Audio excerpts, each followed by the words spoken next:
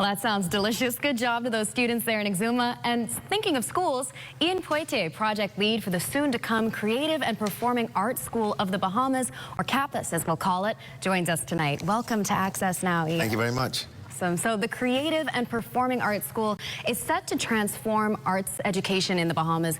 We know that there was an announcement yesterday about a new partnership for when the school comes to fruition. Tell us about that. Yes, it's very exciting, and thank you for inviting me on. When we launched the consultation last year, we made it clear that, at this stage, we want to benefit from the learnings of a lot of other people. So we want to engage in partnerships, and the partnerships to be local in the Bahamas as well as international.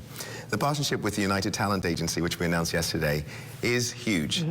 They're one of the top 3 Hollywood agencies for talent, ranging across acting, dancers, singers, choreographers, writers, sports people, brands. So they have a huge kind of talent pool, and they're the kind of agency who our graduates would deal with after they finish. We have them before.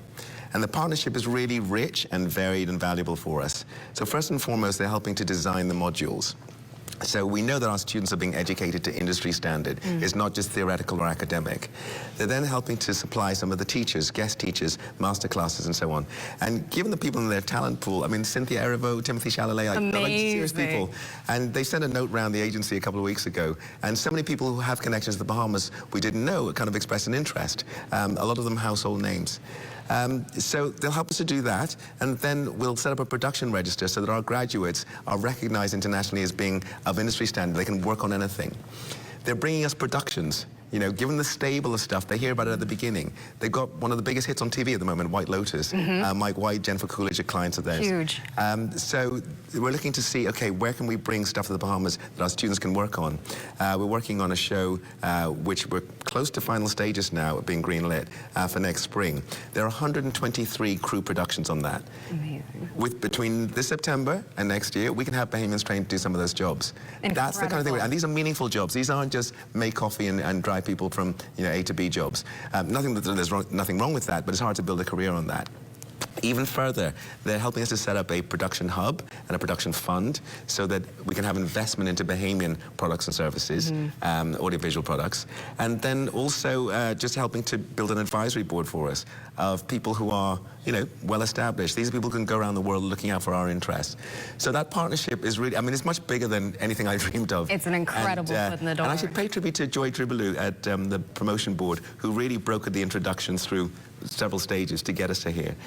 This is the kind of level we really need to work at, in the Bahamas.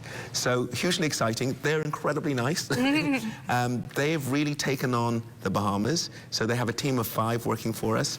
And I was on a call with them, somebody who wants to do some sponsorship internationally.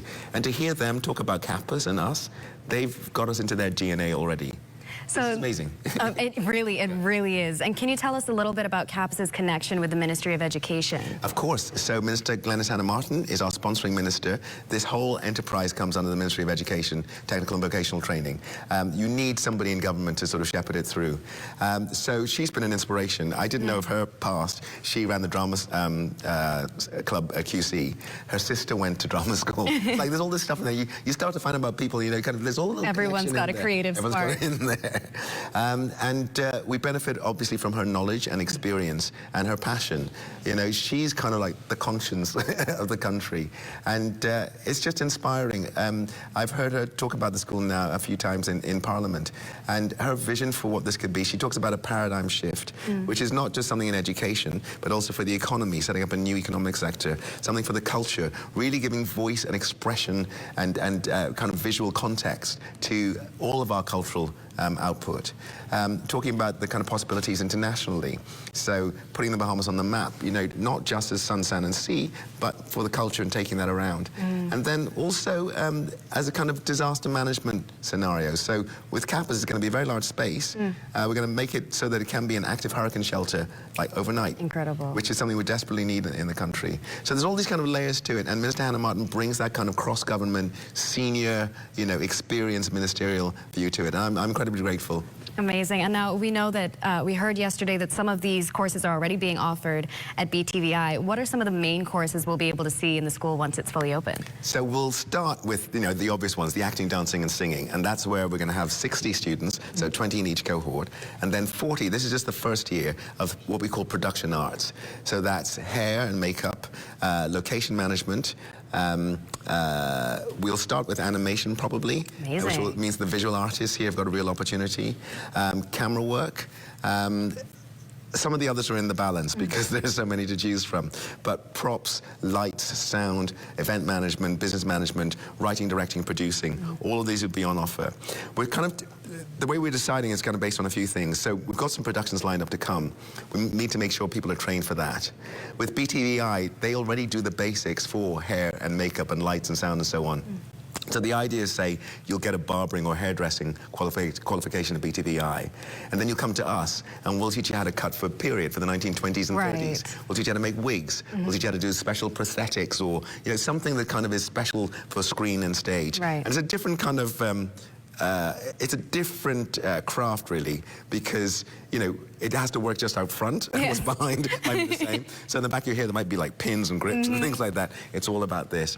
But it's wonderful that BTVI is already offering this, and we're looking to announcing the details of that partnership soon, because we want to dovetail with their timetables. So let's say you go and do carpentry at BTVI. We'll then teach you how to build sets and do sets design and big sort of productions. But when you think of all the things that could come here, and all the things we can generate on our own, and people have these skills already, it means you could still run your barber shop and then say, hey, you know what, I'm going to go and work on this. You have an extra skill. Got an extra skill. Yeah, and so when can people expect the enrollment to begin? When is the school going to be open? When can we get started with our classes? So we'll start auditions and interviews in May. So auditions for the performers, interviews for staff, and then we'll start classes in September. We'll do different things for each term, so please ask people to listen out for exactly how we're going to roll this out. We'll have our soft opening in September and probably have our grand opening in November, and that should be a pretty major event. I'm so excited. Ian, it's certainly been a pleasure hosting you tonight. We can't wait till the school is open. Thank you so much for joining us.